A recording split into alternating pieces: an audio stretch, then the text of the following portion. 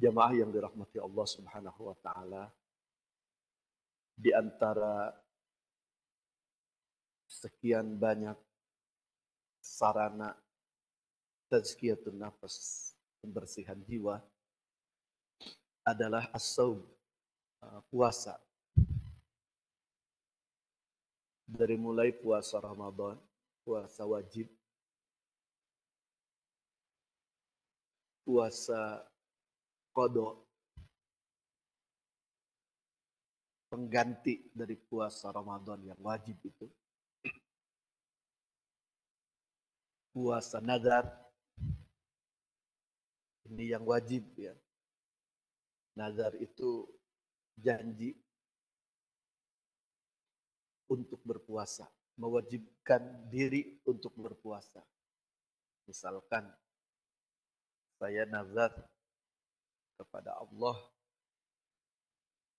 kalau masuk diterima di IPB atau lebih spesifik jurusan tertentu di IPB, saya akan puasa sunnah Senin Kamis, atau puasa sunnah puasa 3 hari atau sesuai dengan yang disebutkan, itu puasa nazar. Juga puasa-puasa sunnah, dari mulai puasa Ayyamul Bid 3 hari setiap bulan,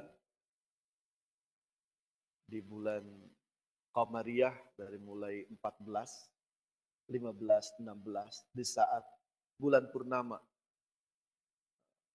Makanya disebut Ayyam Al-Bid. Ayyam itu hari, hari-hari, Al-Bid itu telur dari baidoh, di mana bulan seperti telur sempurna. Yang merupakan salah satu pesan Rasulullah Shallallahu Alaihi Wasallam dalam hadis yang terkenal dari Abu Hurairah radhiyallahu an, kekasihku Rasulullah Shallallahu Alaihi Wasallam berwasiat kepadaku dengan 3 hal: puasa 3 hari setiap bulan, dengan redaksi sedemikian ada yang tidak saklek memahami. Semula puasa Ayyamul Bid itu di tengah bulan tadi 14, 15, 16. Ada yang puasa 3 hari setiap bulan. Di dalam 1 bulan itu puasa 3 hari. Ada yang boleh geser-geser, misalkan dengan hari Kamis disatukan, Jumat, Sabtu. Intinya 3 hari di setiap bulan. Redaksinya bisya misalnya satu ayyamin fi kulli syahr. Puasa 3 hari di setiap bulan. Itu Ayyamul Bid. Kemudian puasa Senin Kamis, setiap Senin atau Kamis. Ada lagi puasa Nabi Daud, sehari puasa, sehari tidak. Terus sepanjang kehidupan, kecuali di hari-hari yang tidak boleh berpuasa, di hari-hari haram berpuasa, yaitu hari Lebaran, Idul Fitri, Idul Adha, Lebaran, Kurban. 3 hari setelah Idul Adha, namanya Ayyamut Tasyrik. Di hari-hari di mana kita disunnahkan menyembelih dan menyembelih hewan kurban. Subhanallah, agama ini di saat banyak daging haram, sampai haram puasa, memberikan kesempatan kita untuk mengoptimalkan hari-hari kurban. Teman-teman sekalian, puasa ini, as-saum ini, menjadi salah satu sarana tazkiyatun nafas yang utama. Maksudnya dia begitu hebat menjadi tazkiyah, menjadi pembersih jiwa kita. Namun puasa akan efektif menjadi tazkiyatun nafas, menjadi pembersih bagi jiwa-jiwa kita ketika dilakukan sesuai dengan tuntunan, sesuai dengan syariat, dan ikhlas melakukannya. Jadi ada dua syarat. Ada dua syarat. Saya ketika mau ngasih isyarat dua atau apa sampai ragu maksudnya. Karena hari-hari genting hari ini. Ada dua syarat sebuah amalan itu diterima oleh Allah Subhanahu wa taala, dan tadi tidak hanya dilakukan tapi benar-benar seperti yang Allah Subhanahu wa taala inginkan. Dia berpengaruh, dia berfungsi, tidak sekedar ibadah yang dilakukan. Kan Rasulullah Shallallahu alaihi wasallam mengingatkan, kam min shaimin. Hati-hati, banyak orang yang berpuasa, walaysa min siyamihi illal ju'u wal atas. Namun sayang, tidak ada yang didapatkan dari puasanya selain rasa haus, dahaga dan lapar saja. Wa kam min qaimin. Banyak orang yang melakukan qiyam, maksudnya salat malam, atau bisa diterjemahkan orang melakukan salat. Walaysa min qiyamihi illa saharu. Namun sayang, tidak ada yang didapatkan dari salat yang dilakukannya selain pegalinu saja, lelah saja. Ini hal yang diwaspadai, jangan sampai terjadi. Bagi kita setiap ibadah termasuk saum itu harus nyata, efektif, berpengaruh. Minimal sesuai dengan kajian kita menjadi sarana yang menjadi sarana tazkiyatun nafs, sarana membersihkan jiwa. Teman-teman sekalian, hari-hari ini hari-hari bulan Rajab, setelah Rajab itu Sya'ban, kemudian Ramadan. Kalau orang Sunda, Rajab, ruwah, puasa. Sya'ban itu ruwah dibilang. Rajab, Sya'ban, Ramadan. Ada doa yang mulai suka dibaca oleh umat Islam. Allahumma barik lana fi Rajab wa Sya'bana wa ballighna Ramadana. Allahumma barik lana fi Rajab wa Sya'ban wa ballighna Ramadan. Ya Allah, mohon berkahi kami di bulan Rajab, berkahi kami di bulan Sya'ban, mohon sampaikan kami kepada bulan Ramadan. Doa ini dalam kesahihan hadisnya dibahas. Ada yang menyebutkan sahih, ada yang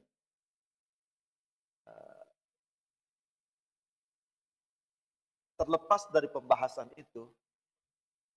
Doa ini mengingatkan kita betapa kita harus mempersiapkan diri bertemu dengan bulan Ramadan.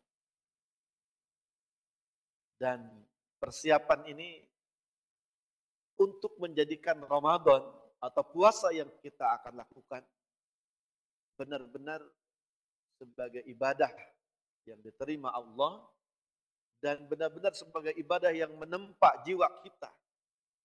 Dalam bahasan kita yang menjadi tazkiyatun nafs kita.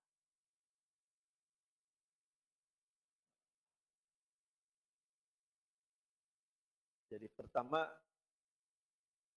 saya termasuk yang suka membaca doa itu dan dengan sungguh-sungguh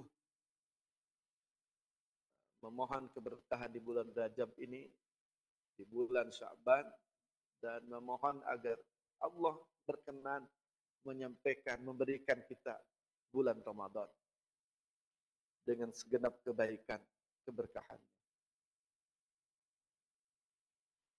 Maksud saya mengajak jamaah sekalian juga untuk membacanya. Dan doa ini yang momen yang paling utamanya di bulan Rajab ini. Kalau sudah bulan Sya'ban, sudah tidak doa ini lagi. Tinggal Allahumma barik lana fi Sya'ban, begitu kalau mau. Ya. Tapi selain membaca doa,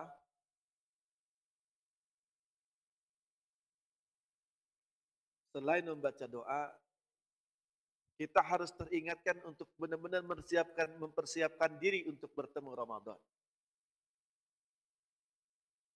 Jadi harus sudah ada rasa atau suasana bulan Rajab yang tidak lama lagi Ramadan.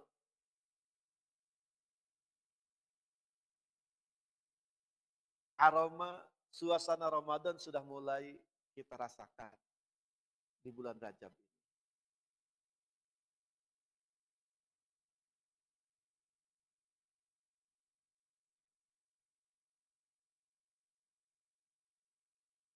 Termasuk doa meminta agar sampai kepada bulan Ramadan. Wa balighna Ramadan. Ya Allah, sampaikan kami kepada bulan Ramadan. Wallahu alam, jemaah sekalian. Saya rada-rada merasa ini personal mungkin ya.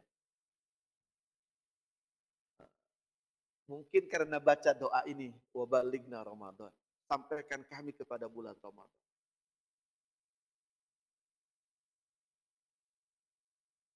Ramadan itu benar-benar terasa sebagai rezeki yang Allah Subhanahu wa taala berikan.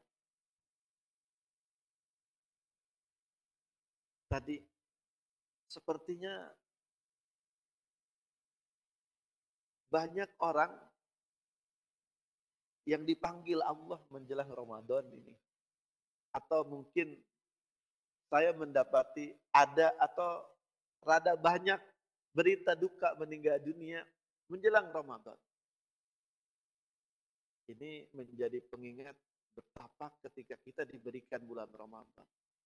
Ramadan itu rezeki Allah, karunia Allah yang tidak semua orang Allah berikan. Pertama tadi, ada orang yang dipanggil Allah meninggal dunia sebelum Ramadan, sehingga tidak mendapatkan Ramadan. Ada orang bertemu bulan Ramadan, tidak merasakan Ramadan itu sebagai nikmat. Kalau orang yang tidak beriman, ya kita tidak, karena mungkin tidak ada kan dalam keyakinan mereka. Orang mukmin, orang muslim pun bertemu Ramadan tidak merasakan bulan Ramadan itu sebagai nikmat. Dia tidak berpuasa, dia tidak bahagia. Sama saja Ramadan dengan bulan-bulan lain.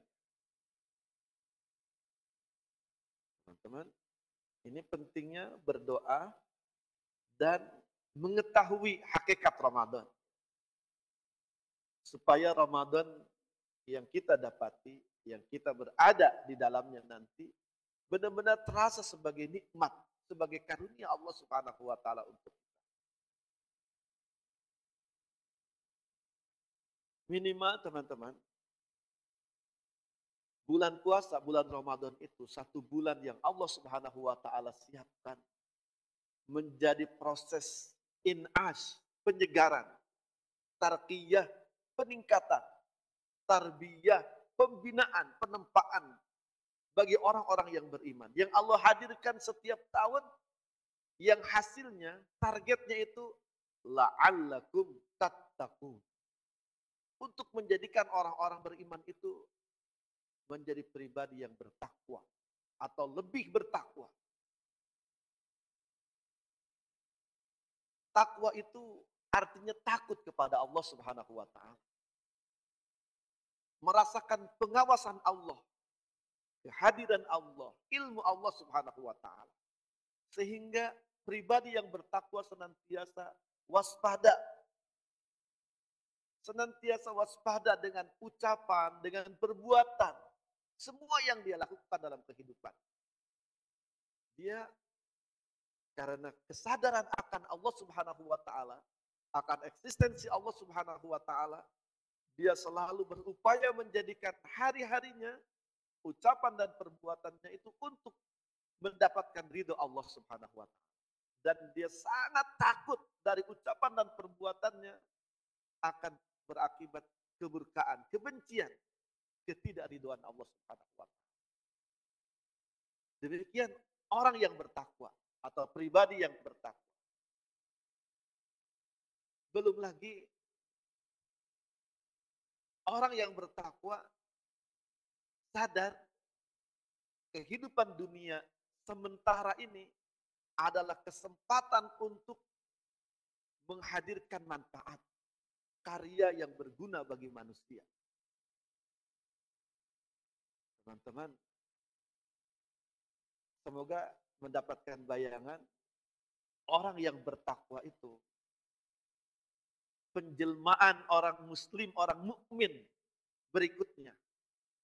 Maksudnya orang muslim, orang mukmin itu mestinya menjadi pribadi yang bertakwa.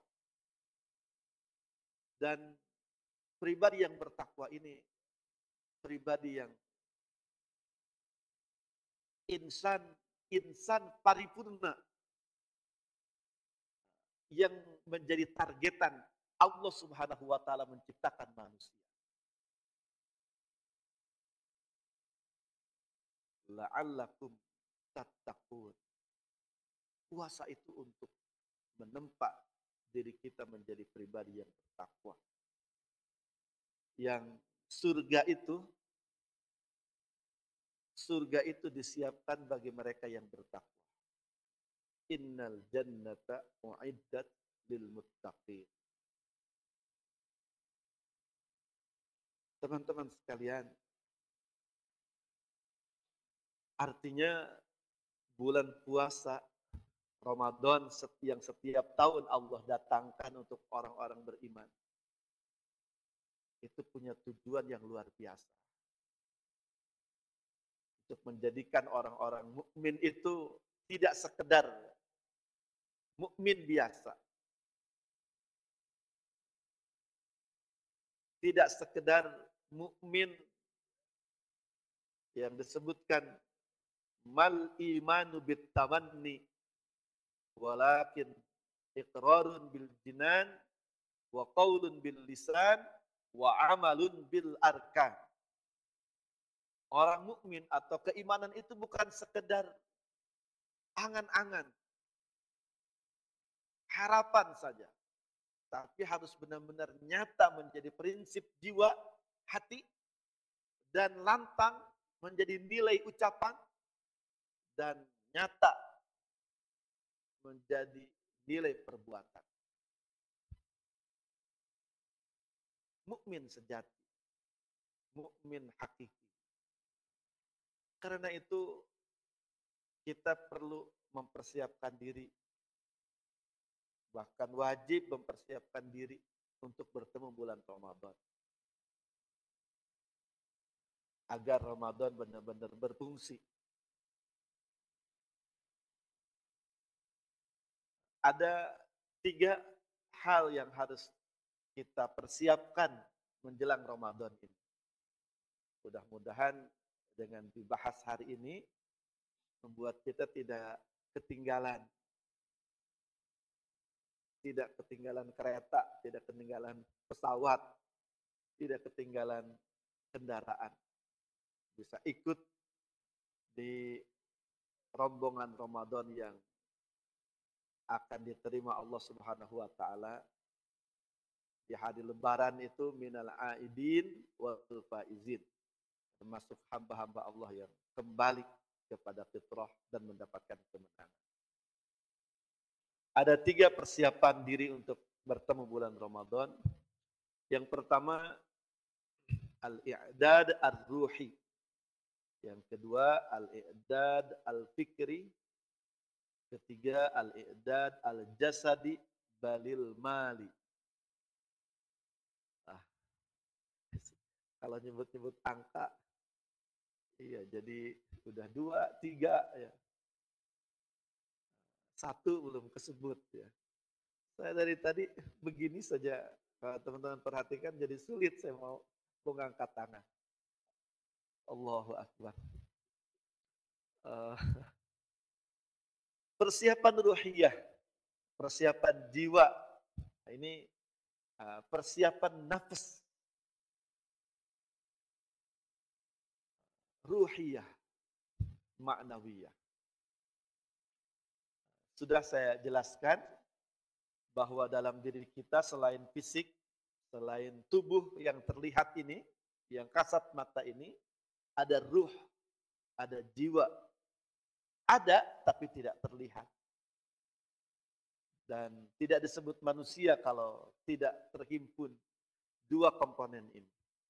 Kalau jasad saja tidak ada ruhnya, namanya mayat atau jenazah. Kalau ruh saja tanpa jasad namanya ruh ya. Dulu ada yang salah menjawab, ada makhluk halus, jin, ada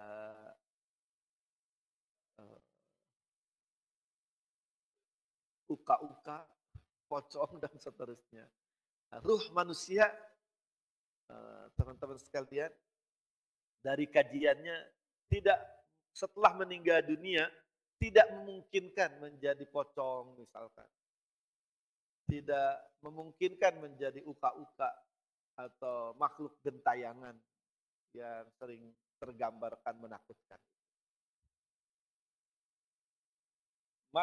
Ruh manusia sepeninggalnya, setelah meninggal dunia, dia berada di alam barzah, alam yang sangat sibuk sekali. Imma ketika mendapatkan nikmat, dia sibuk dengan nikmatnya. Dalam hadis disebutkan seperti jadi orang sejak meninggal dunia sampai yaumal ba'ats, sampai hari kebangkitan, awal dari hari kiamat itu seperti satu malam singkat, malam pertama pernikahan. Makanya terkena dalam hadis, malaikat munkar dan nakir setelah menyoal, mengkonfirmasi seseorang di alam kubur itu dengan pertanyaannya yang terkadang dihafal itu, man rabbuka, man nabiyuka, ma imamuka, dan seterusnya, dengan harapan dihafal juga jawabannya. Ketika datang malaikat munkar dan nakir nanti sudah lancar menjawab. Mengira seperti ujian UTS atau UAS kuliah kita ya. Padahal pada saat itu yang akan menjawab konsistensi dan kesungguhan kita sebagai seorang mukmin yang mengaku Allah sebagai Rabbnya, Rasulullah Muhammad Sallallahu Alaihi Wasallam sebagai Rasul Allah untuknya, Al-Quran sebagai kitabnya, mukmin sebagai saudaranya. Itu dikonfirmasi. Amalan kita yang menjadikan Allah sebagai Rabbnya. Dia yakin Allah yang menciptakan alam semesta ini. Dia yakin Allah yang menata semua yang terjadi dalam kehidupan ini, di dunia ini. Sehingga dia menjadi pribadi yang tunduk taat kepada Allah Subhanahu wa taala. Itu yang dikonfirmasi dan itu yang akan menjawab. Tidak lagi mulut kita yang terkadang bisa berkata lain dengan apa yang dilakukan, dengan apa yang ada dalam hati kita.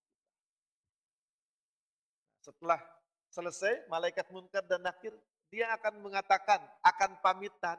Kata-kata pamitannya itu untuk orang yang solih, yang terkonfirmasi sebagai orang mukmin. Naumatal arus. Tidurlah engkau sebagaimana engkau tidur di malam pertama pengantin. naumatal arus.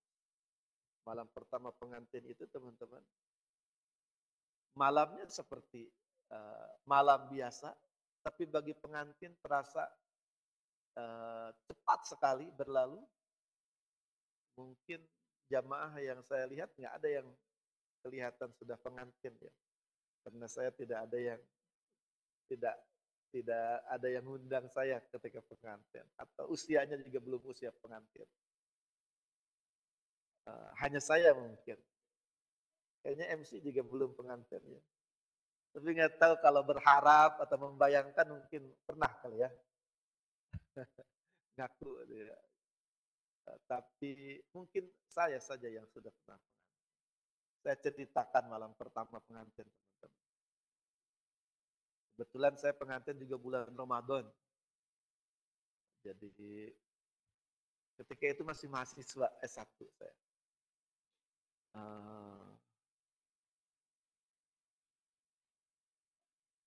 Akad nikah asar. Ya. Ba'da asar akad nikah. Kemudian jamaah semua yang hadir buka puasa. Setelah buka puasa, semua kan siap-siap sholat tarawih di masjid masing-masing. Jadi alhamdulillah sudah sepi itu, ba'da maghrib udah sepi. Ya. Saya sendiri siap-siap sholat isya dengan keluarga baru, istri dan mertua. Ketika itu ayah ibu juga masih ada bersama. Sholat isya, kemudian sholat tarawih berjamaah. Berbincang sebentar, kemudian masuk kamar berdua istri. Teman-teman, malam pertama pengantin itu, kita ngobrol, tidur, tapi tidak tidur sebetulnya.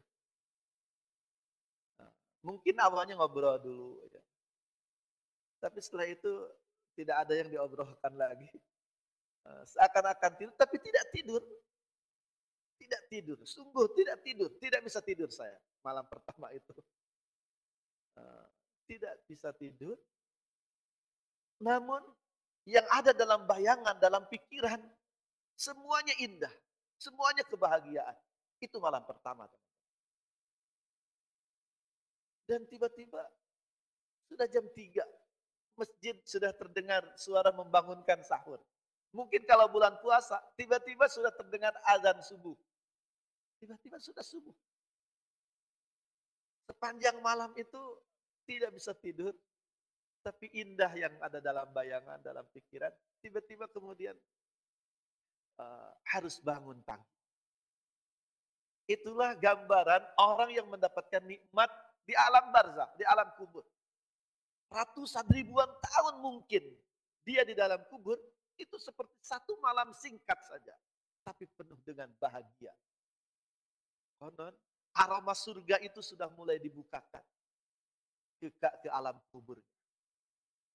Sehingga kenikmatan surga itu sudah ada dalam bayangan. Ini malam pertama, bayangan kenikmatan dunia sudah membuat begitu nikmat. Di alam barzakh, bayangan dan aroma nikmat surga yang luar biasa sudah sampai kepada kita. Jadi kebahagiaannya luar biasa. Tiba-tiba terjadi yaumal ba'ats, hari kebangkitan itu. Hari di mana kita harus bangun. Makanya di surat Yasin, teman-teman, ada ayat yang ada tanda wakaf saktah. Qalu man ba'atsana mim marqadina. Di situ saktah. Berhenti sejenak tanpa ambil nafas. Hadza ma wa'ada ar-rahmanu wa sadaqal mursalun. Itu yang akan terjadi tuh. Orang-orang mukmin, orang-orang soleh di hari yaumul ba'ats itu seperti bangun dari tidur yang sebenarnya tidak tidur. Dia bangun sambil bergumam, lihat kanan kiri, siapa yang telah membangunkan kita?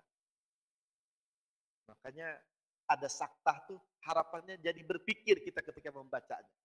Tadabbur, mengingat, membayangkan. Baru kemudian, hada ma wa'ada. Oh, sungguh ini yang pernah dijanjikan Allah yang Maha Pengasih. Dan sungguh benar para utusan Allah Subhanahu wa taala. Tadi saya sampai ke sini membicarakan ruh manusia setelah meninggal dunia tidak mungkin jadi pocong, jadi ririwa, jadi hantu gentayangan. Dia sedang berada di alam yang sangat sibuk, di alam barzah. Yang menerima nikmat sibuknya seperti itu. Jadi mohon anak-anak muda mulai sekarang ditutup ya bayangan atau anggapan pocong itu ruh manusia yang udah meninggal.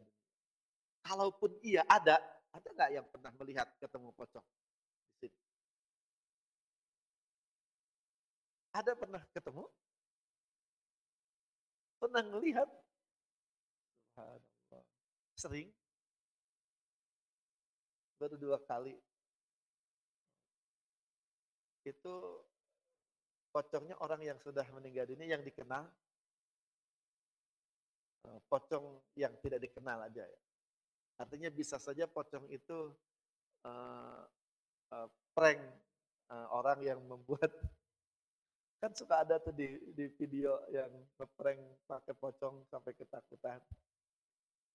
Ada kemungkinan itu pocong buatan kalau bukan yang dikenal ya, orang yang sudah meninggal dunia yang dikenal. Ada kemungkinan juga teman-teman, kalau yang ketemu itu bisa buatan manusia, orang main-main saja, dan ternyata ada sekarang orang yang membuat seperti itu ya.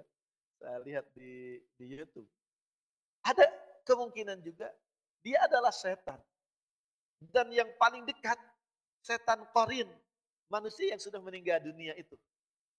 Kalau pocongnya itu memperlihatkan manusia yang kita kenal yang sudah meninggal dunia. Misalkan uh, ya ketemu orang yang sudah meninggal dunia. Ada kemungkinannya setan. Dan paling dekat kemungkinannya setan korin manusia itu. Jadi manusianya sudah meninggal dunia, sementara korinnya setan yang diutus untuk menjadikan orang itu objek penyesatannya itu masih hidup. Namanya qarin ya, dalam Al-Qur'an disebutkan. Fahuwa lahu qarin. Dan qarin itu akan sangat hebat berfungsi bagi orang yang jarang baca Al-Qur'an, yang lemah interaksi dengan Al-Qur'an. Nuqayyid lahu syaitanan fahuwa lahu qarin. Jadi kemungkinannya kalaupun setan beneran, bukan pocong buatan tadi, dia setan qarin tadi. Bukan ruh manusia yang sudah meninggal. Teman-teman sekalian, waktu sudah diingatkan. Jadi yang pertama yang harus kita siapkan bertemu dengan Ramadan, ruhiyah kita, jiwa kita. Semoga kajian Tazkiyatun Nafas ini juga menjadi bagian dari persiapan penyehatan, penguatan ruhiyah kita. Nah, saya sampaikan satu poin untuk persiapan ruhiyah yang paling kuat dan harus mulai kuat kita lakukan adalah beristighfar.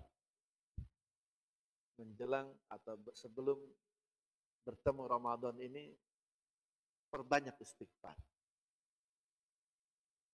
Rasulullah Shallallahu Alaihi Wasallam menyebutkan, menyampaikan, la astaghfirannallaha fil yaumi sab'ina marrah, dalam kesempatan lain mi'ata marrah. Baginda Rasulullah Shallallahu Alaihi Wasallam selalu beristighfar dalam setiap hari, sampai jarang loh Rasulullah menyebutkan angka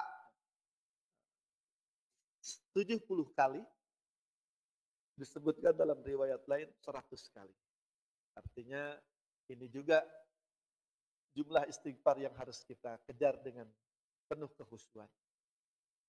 secara khusus untuk membersihkan diri, mempersiapkan ruhiyah sebelum Ramadan ini. Setiap hari jangan terlewatkan untuk beristighfar minimal 70 kali atau 100 kali dengan penuh kesungguhan. Istighfar sebagai ungkapan pernyataan kita mohon ampunan kepada Allah. Istighfar juga dalam artian tobat kepada Allah Subhanahu wa taala. Semoga mulai hari ini